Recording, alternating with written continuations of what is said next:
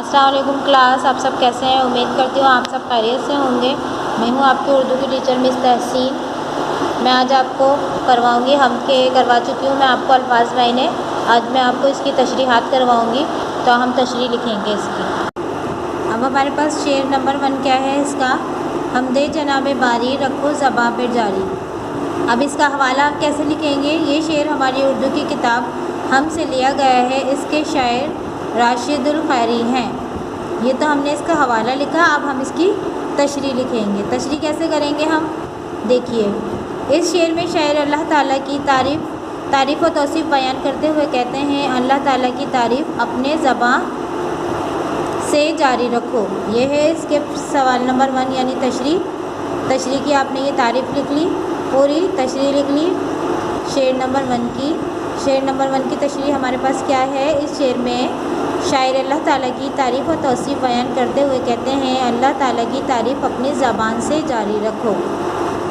ये लिख लिया आपने। अब आपके पास है शेर नंबर 2। शेर नंबर 2 हमारे पास क्या है, बाकी है सब वही रब, फ़ानी है माँ सवा सब।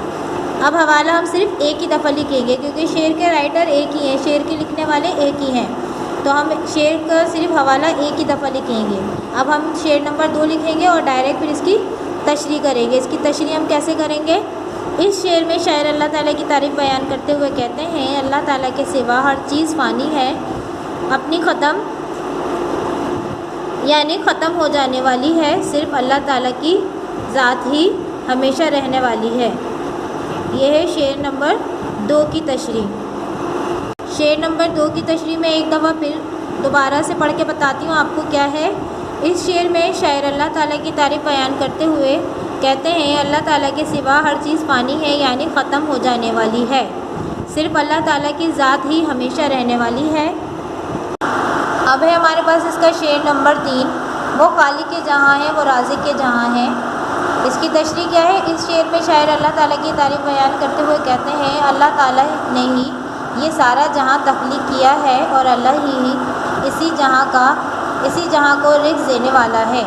शेर नंबर 3 की तशरीह। इस शेर में शायर अल्लाह ताला की तारीफ़ बयान करते हुए कहते हैं, अल्लाह ने ही ये सारा जहाँ तख्लीक किया है और अल्लाह ही इस जहाँ को रिज़्क़ देने वाला है।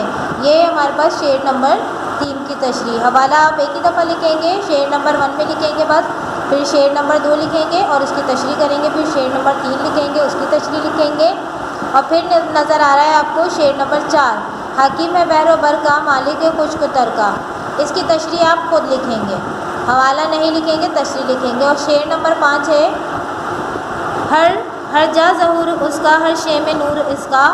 इसकी तशरीह भी आप खुद करेंगे। शेर नंबर 4 और शेर नंबर 5 की तशरीह आप खुद करेंगे और ख़ुद ऐसे ही करेंगे जिस तरह से मैंने करवाई है आपको। इसको आप आसान उर्दू में लिखेंगे कि इस शेर में क्या शायर क्या बयान कर रहे हैं। तशरीह का मतलब ये होता है कि जो इस शेर में लिखा हुआ है उसको आप अपने उर्दू में सलीस उर्दू में बताएं कि वो क्या कह रहे हैं, क्या कहना चाह रहे हैं। जैसे मैंने आपको बताया शेर नंबर 3 में जिस तरह से आपको नज़र आया, वो खालिक के जहाँ का, वो राज़िक के जहाँ है।